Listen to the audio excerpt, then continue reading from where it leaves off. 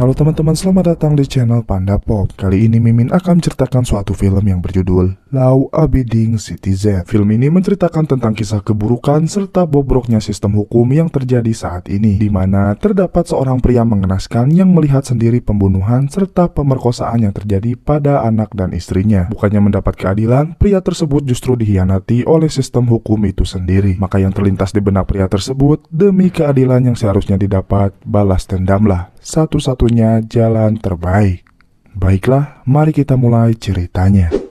Di malam itu terdapat keluarga kecil yang harmonis terdiri dari sang ayah, ibu, serta putri kecil nan cantik. Terlihat sang putri tengah asik membuatkan gelang untuk kedua orang tuanya. Diketahui si ayah yang bernama Clyde adalah seorang insinyur yang sangat cerdas serta berbakat. Di tengah kehangatan tersebut, suara ketukan pintu mulai terdengar dari luar. Clyde lalu bergegas membukakannya. Tiba-tiba dua perampok sadis bernama Darby dan Ames melakukan perampokan dengan kekerasan, di mana di situ Clyde dipukul habis dan diikat tak berdaya. Sang ibu juga tak luput mendapat kebejatannya. Mereka menyetubuhi serta membunuh si ibu tepat di depan mata Clyde. Tak lupa putri Clyde juga menjadi sasaran dari kebrutalan mereka.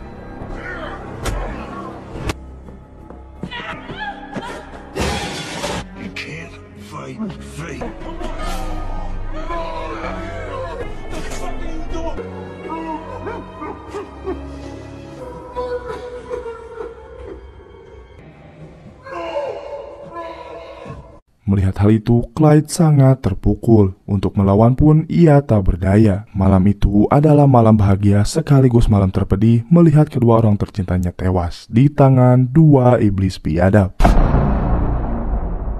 Hari berlalu, kita diperkenalkan dengan seorang pria bernama Nick. Nick adalah seorang jaksa yang bertanggung jawab menangani kasus Clyde. Dalam kasus ini, ia turut dibantu oleh Jonas yang merupakan atasan, juga mentornya, serta Sarah yang merupakan bawahan Nick. Sebelum persidangan, Jonas sempat berkata kepada Nick bahwa ia bisa memenangkan sidang Clyde dengan bukti yang sudah terkumpul. Namun Nick yang masih sangat muda terlalu ambisius untuk mengejar karirnya, yang mana ia malah blunder dalam mengambil keputusan terhadap kasus Clyde ini. Setelah itu, Nick menemui Clyde yang sudah menantinya. Di situ, Clyde memberikan catatan serta gagasan mengenai ide yang bisa Nick gunakan saat persidangan. Namun Nick mengabaikan catatan tersebut dan bilang jika Clyde harus mempercayainya jika ia ingin memenangkan sidang ini. Nick berkata jika ia telah membuat kesepakatan dengan tersangka yang bernama Darby, di mana Darby bersedia bersaksi bahwa dirinya bersalah. Dan dalam kesaksian Darby tersebut, teman Darby yaitu Ames akan dijatuhi hukuman mati, sementara Darby mendapatkan hukuman paling lama 5 tahun penjara. Tentu saja hal tersebut tak bisa diterima Clyde. Bagaimanapun, Darby sangat pantas dihukum mati karena dialah yang membunuh istri serta anaknya. Namun, Nick berkata jika ini adalah satu-satunya jalan terbaik yang bisa Clyde terima. Clyde terus merendahkan harga dirinya seraya memohon kepada Nick agar keputusan Nick diubah. Namun dengan angkuh, Nick berkata, beginilah sistem hukum bekerja.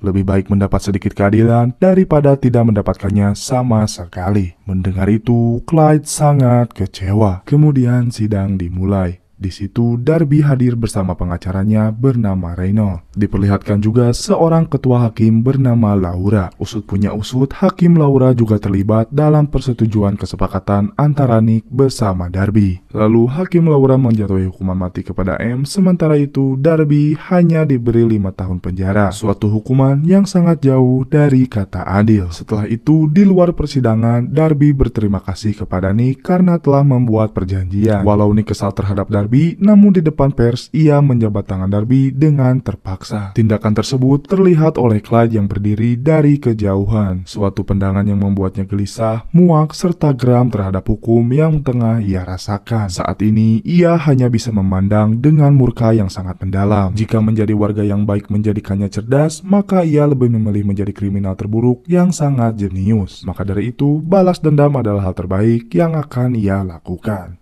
Kemudian diperlihatkan Nick yang baru saja pulang dari persidangan berjumpa dengan istrinya yang bernama Kelly tengah mengandung seorang bayi yang sudah berumur 9 bulan. Scene berubah 10 tahun kemudian, di mana anak Nick yang bernama Dennis sudah beranjak menjadi seorang gadis berumur 10 tahun. Di situ Kelly sempat kesal karena Nick selalu saja sibuk sampai ia tak pernah hadir dalam pentas seni putrinya sendiri. Nick yang ambisius dalam karirnya tampaknya sudah terlalu jauh mengejar dunia hingga ia minta maaf dan berjanji akan menghadiri semua pentas anaknya. Kemudian diperlihatkan Nick dan Sarah yang akan menyaksikan proses hukuman mati terhadap terdakwa Ems. Nampaknya setelah 10 tahun hidup dalam jeruji besi, Ems akan segera dieksekusi atas tuduhan pembunuhan kepada keluarga Clyde. Ems akan mendapat hukuman suntik mati, di mana hukuman tersebut seharusnya adalah hukuman mati paling sedikit merasakan rasa sakit. Sebelum dimulai, kepala penjara, sebut saja Thomas, mendatanginya untuk meminta Ems memberikan kata-kata terakhir. Dengan perasaan sedih, Ems pun berkata, "Apa yang kuperbuat malam itu memang benar salah. Tapi sumpah demi Tuhan, aku tak membunuh orang-orang itu. Sejatinya, aku adalah korban yang dikambing hitamkan oleh temanku sendiri." Hal tersebut membuat hati semua saksi tersentuh, tak terkecuali Reno, sang pengacara dari Darby. Dimasukkanlah seluruh cairan kepada tiap-tiap tubuh Ems. Namun, bukannya mati dengan tenang, Ems justru merasakan sakit yang sangat amat tersiksa. Seluruh ototnya terasa terbakar. Lebih parahnya, ia merasakan semua itu dalam keadaan sadar.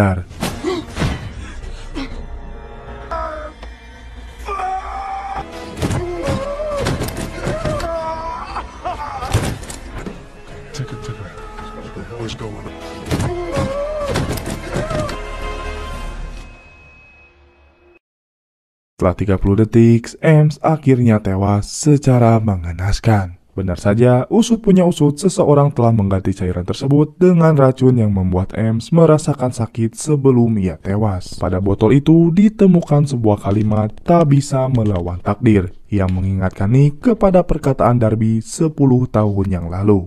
Nick beserta rekannya yang bernama Danigan atau Mimin sederhanakan menjadi Dani langsung mencari keberadaan Darby yang tentu saja Darby sudah bebas dari penjara. Setelah itu diperlihatkan Darby yang tengah asik memakai barang narkotika. Di tengah keasikannya tersebut, panggilan misterius masuk dari seseorang yang tak ia kenali. Pria itu memberitahu kalau saat ini tempat Darby akan dikepung oleh pihak kepolisian. Benar saja, para polisi mulai mengelilinginya. Lalu si misterius itu memberi panduan jalan agar Darby bisa kabur dari kejaran polisi. Pria itu lalu menyuruh Darby menemukan mobil yang di dalamnya terdapat polisi yang sudah dilumpuhkan. Sesampainya di situ, Darby mengambil senjata si polisi sembari menyuruhnya untuk mengemudi. Polisi yang ketakutan itu membawanya pergi ke sebuah rumah yang terbengkalai. Sesampainya di sana, Darby terus mendodongkan pistolnya sambil menunggu si pria misterius itu memanggilnya kembali. Si polisi yang ketakutan lalu bilang jika Darby membunuhnya, bagaimana dengan nasib istri dan putrinya yang tak akan melihatnya lagi. Darby menjawab ia tak peduli dan malah mengejek si polisi tersebut. Kemudian Darby mengangkat telepon yang ternyata sumber suaranya berasal dari polisi tepat di depan mata Darby.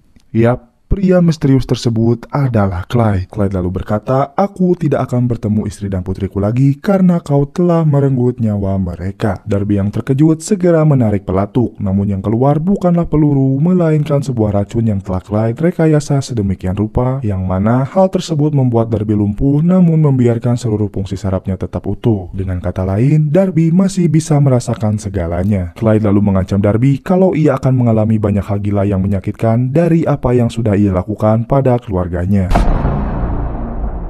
Darby kemudian dibawa ke sebuah rumah yang sudah Clyde atur untuk menjadi ruang eksekusi khusus untuk Darby sendiri, di mana Darby akan mendapatkan siksaan secara membabi buta. Darby dibuat gila oleh Clyde dengan sangat jenius. Clyde memasukkan beberapa cairan yang membuat Darby tetap sadar serta memperkuat jantung Darby agar Clyde bisa bermain-main lebih lama dengannya. Clyde juga bilang, beginilah rasanya menjadi orang tak berdaya, sama seperti dirinya yang tak berdaya ketika Darby membantai keluarganya.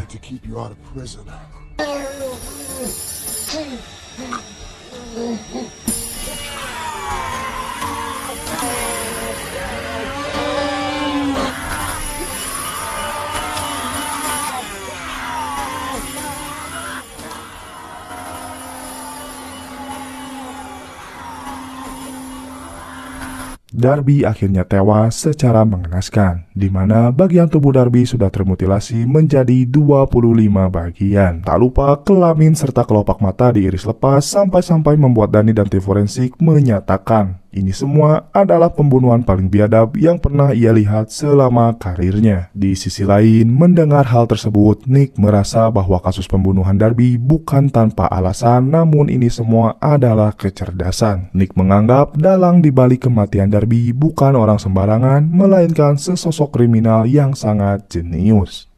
Kemudian Sarah mendapat informasi di mana tempat Darby tewas adalah properti milik Clyde. Nick serta kepolisian saat itu juga langsung melacak keberadaan Clyde. Di sisi lain, Clyde yang tengah mengatur strategi mendengar suara mobil kepolisian datang mengepungnya. Namun bukannya panik, Clyde nampaknya sudah mengetahui hal tersebut dan sengaja bersikap kooperatif. Clyde lalu dibawa untuk diinterogasi lebih lanjut, sementara bersamaan dengan itu seorang kurir datang menemui putri Nick yang memberikannya sebuah paket. Dennis yang mengira paket tersebut adalah rekamannya saat pentas langsung memutar video tersebut tanpa sepengetahuan orang tuanya. Kembali ke penjara, di sebuah ruangan, Nick dan Clyde dipertemukan untuk berdiskusi seraya menggali informasi tentang kasus pembunuhan Darby. Nick lalu bertanya apakah Clyde yang membunuh Darby dan M serta telah merencanakan semua ini. Namun Clyde yang jenius tak langsung mengakui perbuatannya. Clyde lalu bilang, jika kau ingin pengakuanku, maka aku ingin kita membuat kesepakatan sama seperti yang kau lakukan bersama Darby dahulu. Mendengar perkataan tersebut, Nick merasa sangat tertampar. Clyde lalu berkata jika ia hanya ingin kasur yang sangat empuk di dalam selnya, sementara jika Nick mengabulkan permintaannya, Clyde akan senantiasa mengakui segala perbuatannya. Namun mendengar hal itu, Nick menganggapnya sebagai lelucon dan pergi meninggalkan Clyde dengan raut muka yang kesal. Bersamaan dengan itu, Nick mendapat telepon dari istrinya bahwa anak mereka sudah menonton video tak senonoh, di mana paket yang mereka terima tadi bukanlah rekaman anaknya, melainkan rekaman detik-detik penyiksaan Darby, yang mana hal tersebut membuat anak dan istri Nick menjadi trauma berat. Mengetahui hal itu, emosi Nick meluap-luap. Jonas dan Thomas lalu menyarankan Nick agar menyepakati keinginan Clyde yang mana hanya sebatas kasur empuk saja. Toh, dengan mengabulkannya, maka mereka lebih diuntungkan jika dibandingkan sebatas pengakuan Clyde. Perlu diketahui, dikarenakan tidak adanya bukti kuat bahwa Clyde adalah dalang dibalik semua ini, maka pengakuannya lah satu-satunya jalan yang bisa menjadikannya tersangka. Entah apa yang ada di pikiran Clyde sampai ia hanya menginginkan sebuah kasur empuk. Yang pasti Nick, Thomas, dan Jonas terpaksa membelikannya. Setelah itu akhirnya Clyde mendapatkan apa yang ia inginkan. Clyde lalu dipasangkan satu sel bersama pria sebut saja Ben. Di keesokan harinya, sesuai kesepakatan, sidang pun dimulai, di mana Clyde harus bersaksi sesuai apa yang telah ia lakukan kepada para korbannya di depan ketua hakim Laura. Namun bukannya mengakui perbuatannya, Clyde justru membantah tuduhan itu karena tidak ditemukannya bukti bahwa dirinya bersalah. Clyde juga berkata bahwa dia adalah law abiding citizen, yang berarti warga negara yang taat pada hukum. Mendengar hal itu, Nick sangat kesal karena Clyde telah mendustai kesepakatan mereka. Sementara hakim Laura cenderung setuju pada pendapat Clyde serta memberinya jaminan untuk dibebaskan dari tuduhan apapun. Mendengar hal tersebut, Clyde langsung tepuk tangan yang membuat seluruh hadirin sontak kebingungan. Clyde lalu menjelaskan bahwa seperti inilah kebobrokan sistem hukum, di mana hakim Laura seenaknya saja memberi jaminan kebebasan kepada para terdakwa, sementara sudah jelas-jelas bahwa mereka bersalah sama seperti yang mereka lakukan kepada Darby, mana sudah jelas-jelas terkumpul bukti, namun Darby malah dibebaskan tanpa melihat keadilan bagi keluarga korbannya, yaitu Clyde sendiri. Maka dari itu Clyde mengolok-olok ke ketua hakim serta jajarannya dengan menyebut bahwa keadilan tak akan ditemukan jika masih dinaungi orang-orang tolil seperti kalian. Bukannya berpikir dua kali, Hakim Laura malah mengetuk palu berkali-kali agar Clyde segera dimasukkan ke penjara. Sebuah keputusan bodoh yang membuat Clyde murka serta leluasa untuk membantai seluruh jajaran hukum.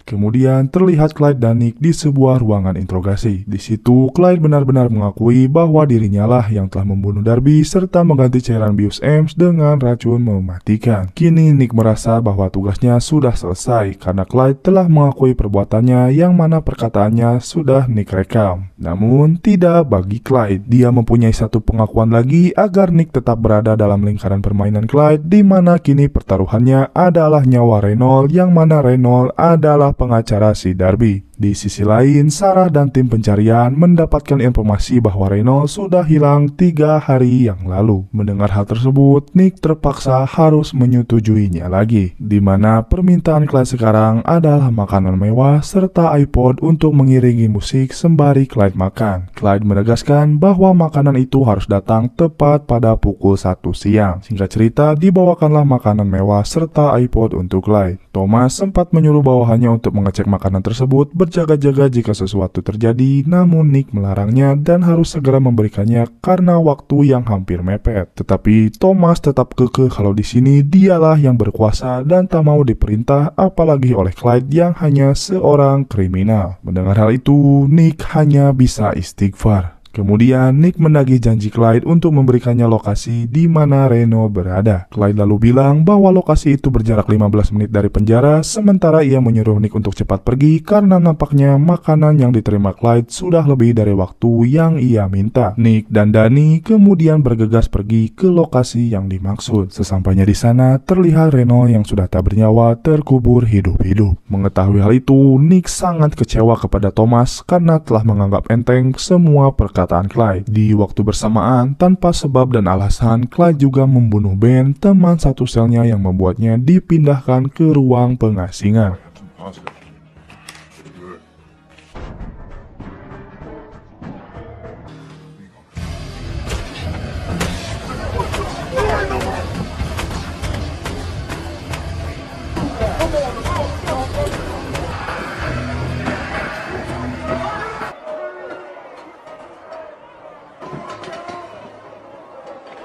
Nick kembali menemuinya dan mengatakan kenapa Clyde membunuh Reynolds. Clyde lalu menjawab, dia adalah orang yang membela Darby, membela seorang pembunuh. Maka dia sama seperti pembunuh dan aku harus membunuhnya karena semua orang bertanggung jawab atas tindakan mereka. Mendengar hal itu, Nick lagi-lagi merasa tertampar. Kemudian terlihat Nick yang sedang gundah memikirkan apa yang salah dalam pekerjaannya sampai-sampai ia terbawa dalam permainan gila ini. Jonas lalu datang dan mengajak Nick untuk pergi menemui seseorang yang mengenal Clyde. Tibalah mereka menemui pria sebut saja Darwin. Darwin mengatakan dia bukan teman atau kerabat Clyde, melainkan hanya pernah bekerja 1 kali dengannya. Kemudian Jonas bertanya siapakah Clyde ini, apakah dia mata-mata atau sejenisnya. Darwin menjawab, Clyde adalah otak dari para mata-mata. Clyde adalah ahli spesialis operasi kinetik. Dengan kata lain, Clyde bisa membunuh seseorang tanpa menyentuh serta tanpa berada di suatu ruangan yang sama. Darwin menjelaskan segala tindakan Clyde pasti memiliki sebuah tujuan. Itu artinya saat Clyde mengirim Dennis sebuah DVD serta saat Clyde meminta sebuah kasur, semua itu sudah termasuk dalam rencananya. Mendengar hal itu, Nick dan Jonas shock karena yang mereka lawan bukan sekedar mantan insinyur, tetapi sama seperti seorang komandan yang memiliki kecerdasan mengatur strategi perang. Yap, Clyde menyatakan perang terhadap para penegak hukum. Nick dan Jonas mendatangi ketua hakim Laura untuk memintanya menandatangani sebuah surat agar membatasi serta mencegah apapun yang Clyde lakukan. Namun, hal yang tak diduga terjadi. Okay. I'm game.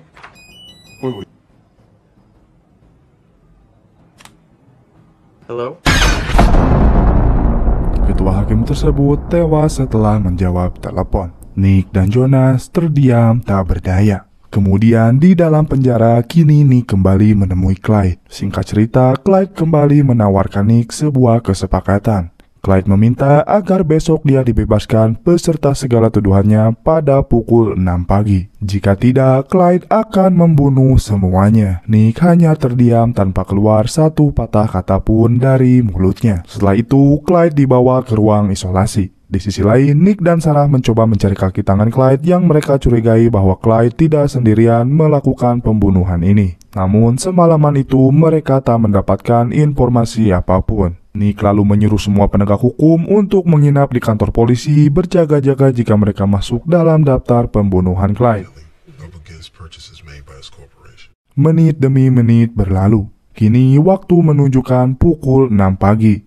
Melihat hal itu, sontak Nick bersama rekan-rekannya merasa lega karena mereka pikir mereka berhasil melewati teror dari Clyde. Nick lalu menyuruh semuanya untuk pulang beristirahat. Namun ketika semuanya berada di parkiran, hal tak terduga kembali terjadi. I don't know how this one's gonna turn out, Nick. Night, Jonas.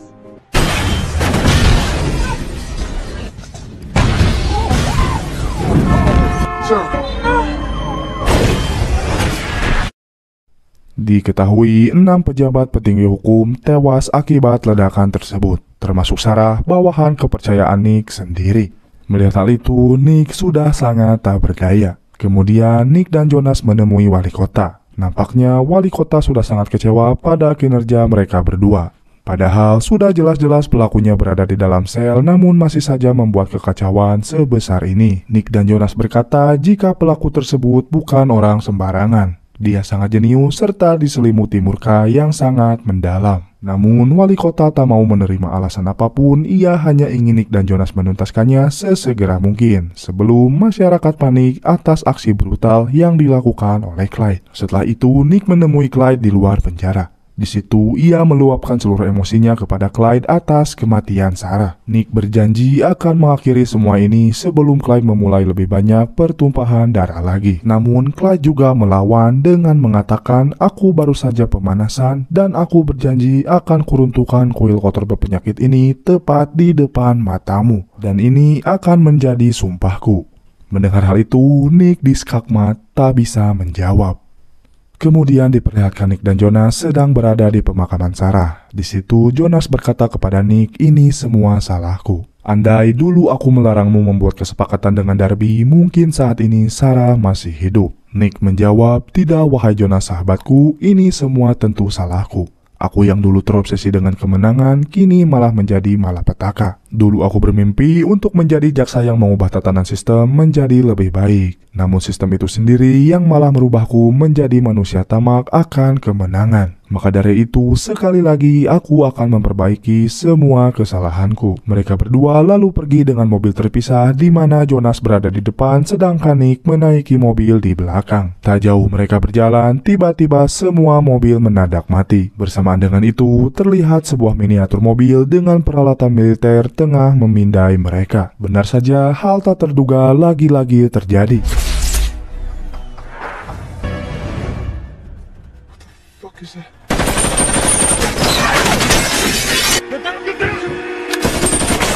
Jonas! Jonas!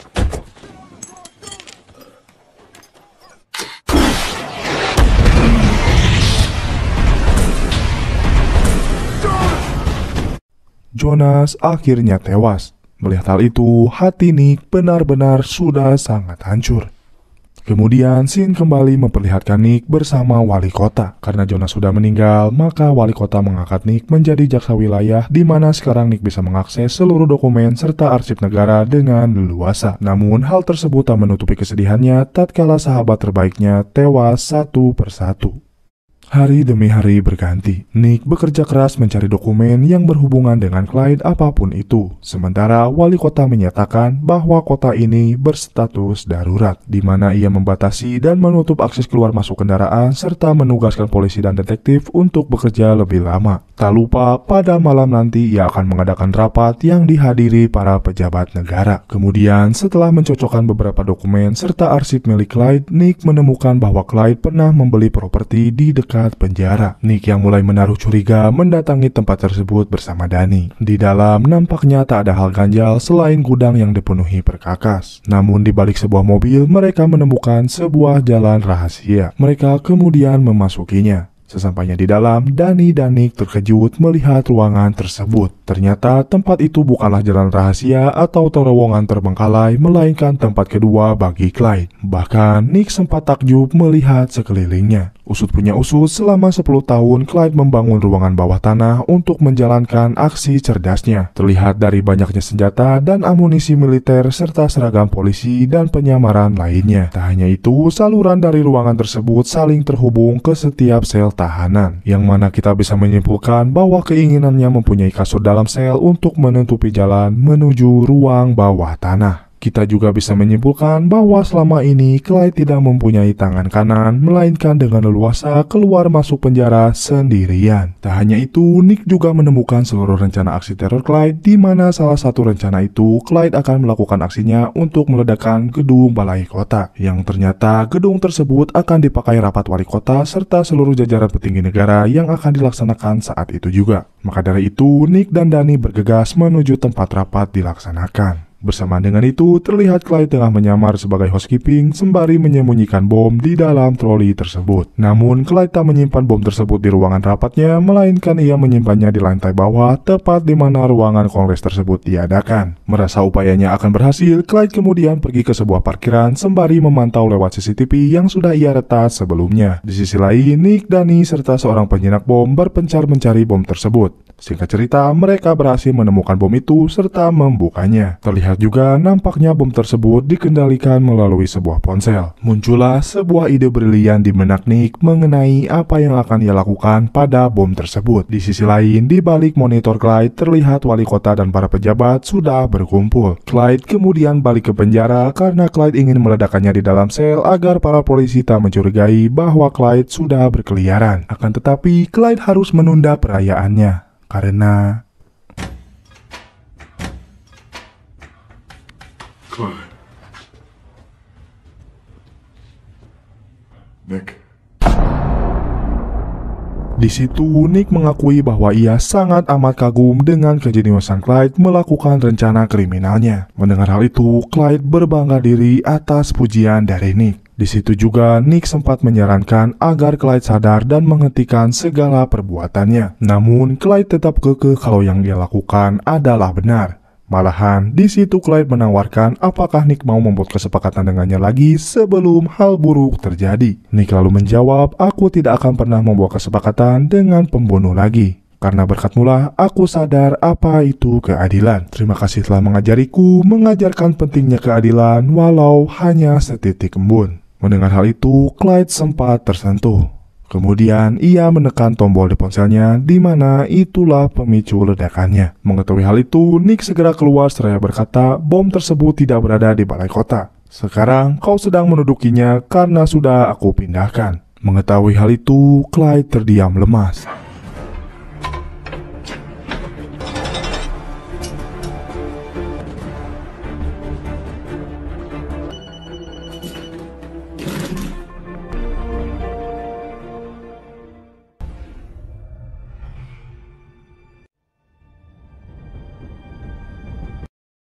Tak ada lagi jalan keluar sementara kobaran api mulai menyelimutinya. Semua perbuatannya tidak membuatnya puas ataupun menyesal. Ia hanya ingin keadilan walau dengan cara yang salah. Clyde yang malang hanya terduduk dengan pasrah memandangi sebuah gelang harta terakhir serta kenangan terindah yang ia miliki sepeninggal putri tercintanya. Maka pada akhirnya ia pun tewas bersama dengan ledakannya.